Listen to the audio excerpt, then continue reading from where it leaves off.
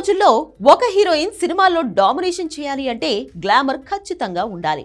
Skin show చేస్తే మాత్రమే జనాల్లో ఆదరణ ఉంటుంది. కానీ కొంతమంది హీరోయిన్లు మాత్రం గ్లామర్ లేకపోయినా ఇప్పుడు దుమ్ము రేపుతున్నారు.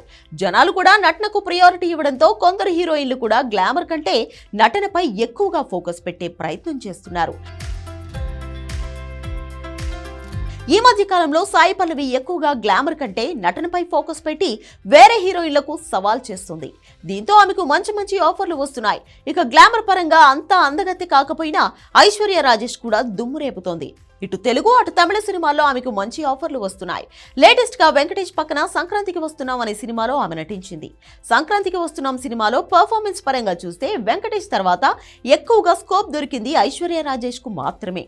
గ్లామర్ పరంగా మీనాక్షి చౌదరి యూత్ ను అట్రాక్ట్ చేసే ఛాన్స్ ఉన్నప్పటికీ నటనతో డామినేట్ చేసింది ఐశ్వర్య. హీరో పక్కన భార్యగా, అమాయకత్వం, చదువులేని పల్లెటూరి అమ్మాయిగా కనపడుతూ చాలా కూల్ గా ఆమె చేసిన నటన చాలా బాగుంది.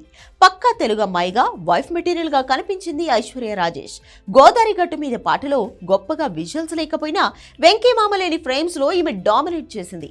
డాన్స్ పరంగా కూడా ఐశ్వర్య రాజేష్ దుమ్ము రేపింది. నిజానికి ఈ పాత్రకు ఐశ్వర్య కంటే ముందు మరో ముగ్గురు హీరోయిన్లను అడిగాడు అనిల్ రావిపూడి. నలుగురు చిన్నపిల్లల తల్లి పాత్ర అనేసరికి వాళ్ళు వెనకడుగు వేయడంతో ఐశ్వర్య రాజేష్ ను ఫైనల్ చేశాడు. ఈ క్యారెక్టర్ లో ఎంత వెయిట్ ఉందో గుర్తించిన ఐశ్వర్య రాజేష్ ఆలోచించకుండా ఓకే చెప్పేసింది.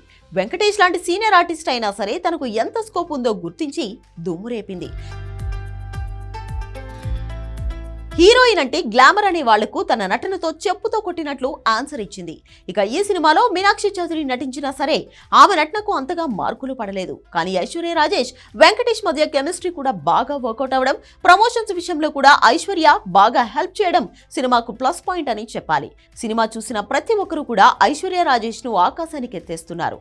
ఖచ్చితంగా ఈ సినిమాతో ఆమె తెలుగులో మంచి ఆఫర్లు కొట్టేయవచ్చంటున్నాయి టాలీవుడ్ వర్గాలు.